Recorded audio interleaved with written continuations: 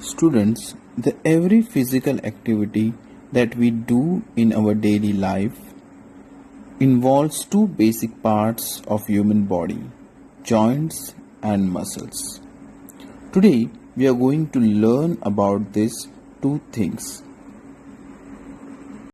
So, let us start with today's session where we are going to cover joints, muscles and movement.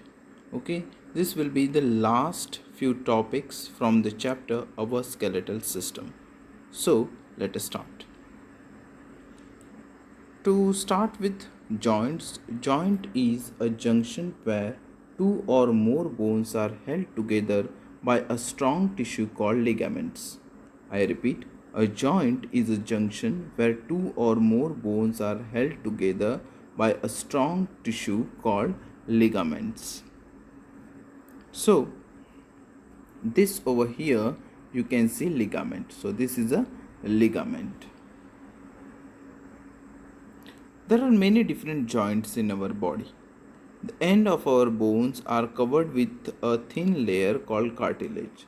So this over here, this ends of the bones is covered with a thin layer which is called as cartilage. This cushions the joint. So it gives a cushion to the joints. So cartilage is very beneficial. Most of our joints can move only in certain directions.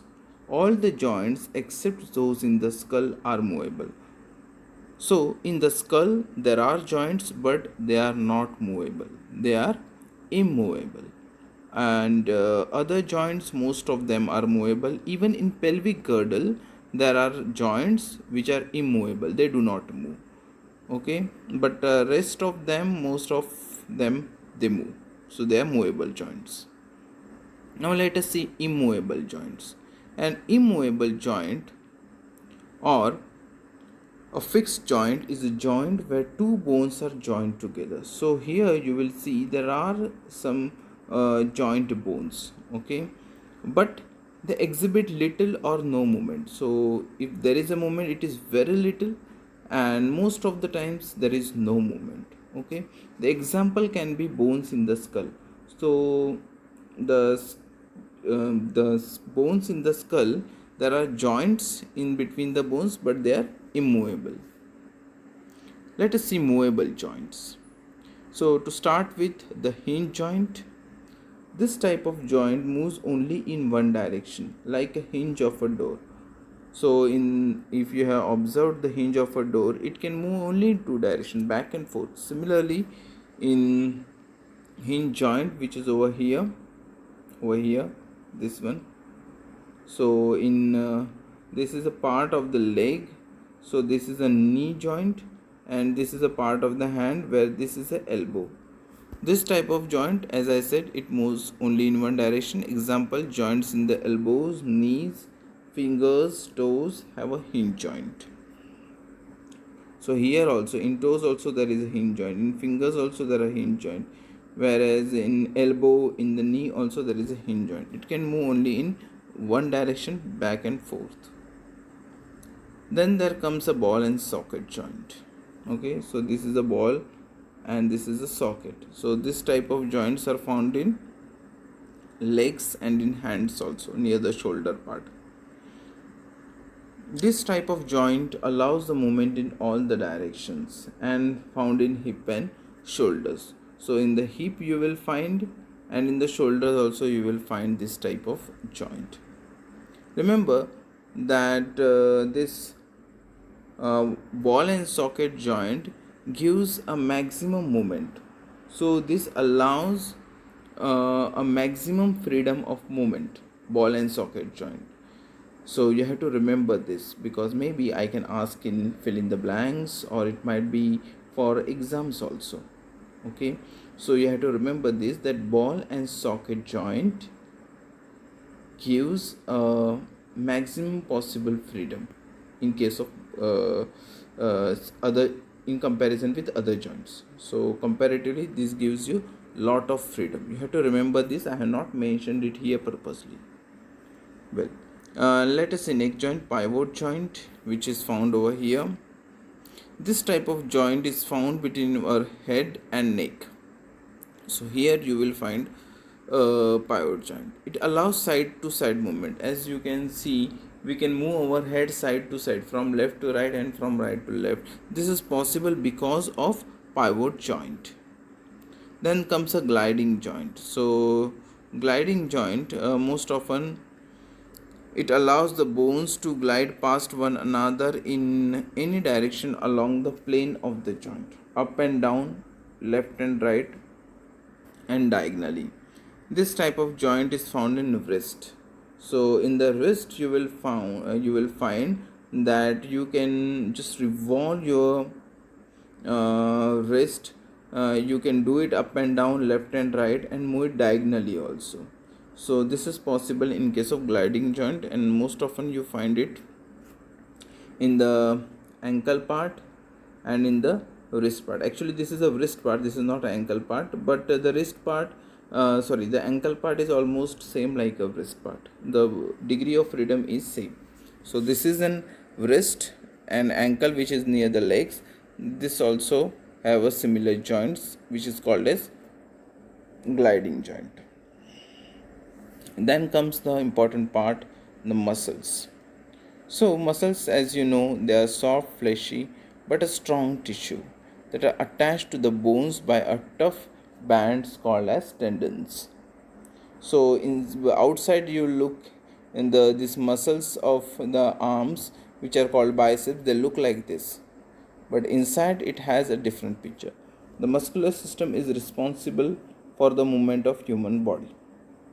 So the movement is possible only because of muscles. Okay, so muscles plays a very vital role in the movement. So inside it look like this. So these biceps, they are nothing but group of tough bands called as tendons. There are three types of muscles actually: voluntary muscles, involuntary muscles, and the cartilage muscles. I will tell the difference between all the three. So voluntary muscle, this type of muscles can be willfully controlled. You can control them. Okay, human beings have more than 600 skeletal or voluntary muscles. This type of muscles are attached either directly or indirectly to the bones and work in opposing pairs. So one muscles in pair may contract while other relaxes to produce a movement. These are found in arms, legs, eyes, tongues, etc. Thus, while reading, writing, walking, running, swimming, we use voluntary muscles a lot. Then comes the another type, which is involuntary muscle. These muscles are found in internal body organs and works automatically. Okay, they perform actions such as forcing food through intestine. We cannot control them. They work out automatically. Then there is a cardiac muscles. Now remember that cardiac muscle is also involuntary in function, but it looks like voluntary. Okay, so you cannot mix up, though it is a involuntary in function, you cannot mix it up with involuntary. And it looks like voluntary muscle, and still we cannot involuntary muscle, because it does the work of involuntary but looks like voluntary. I repeat, it does the work of involuntary muscles, but it looks like voluntary muscles. So we have kept it separate. These are found only in the heart, and they are responsible for pumping blood throughout the body. So very important muscle from that point of view. How do muscles work? Muscles are attached to the bones by tendons and help them to move. When muscles contract, it gets shorter and so pulls on the bone it is attached to. When muscle relaxes, it goes back to its normal size. Muscles can only pull and cannot push. Therefore, the muscles have to work in pair to move a joint. One muscle will contract and pull a joint one way, and the another muscle will contract and pull it other. And this is how the working of the muscles actually executed. Okay, it actually gets executed in this fashion or in this style. So that was it, students. I hope you understood all the topics. Now we are going to check how much we have understood. So this is a question, tick the correct answers. The working on the internal organs of our body is controlled by this system: reproductive, circulatory, respiratory, or nervous system. I will just take out the pen. Reproductive, circulatory, respiratory, or nervous. Working of the internal organs of our body is controlled by this system. What is it called? Nervous system. So nervous system is a correct answer. Let us move on further. This joint allows the maximum movement: ball and socket joint, pivot joint, hinge joint, or gliding joint. The answer is, do you remember? I had told you about this question. It is ball and socket joint. Third question. The muscles are attached to the bones with the fibers called ligaments, tendons, bone marrow, ribs. What is the correct answer? The answer is tendons. Then these muscles are under our control. Muscles attached to alimentary canal, muscles attached to our skeleton, cardiac muscles, none of this. What is the correct option? Muscles attached to our skeleton.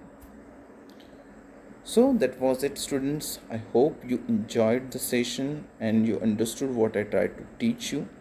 If you have any doubt, feel free to ask. See you during next session. Until then, take care. Bye bye.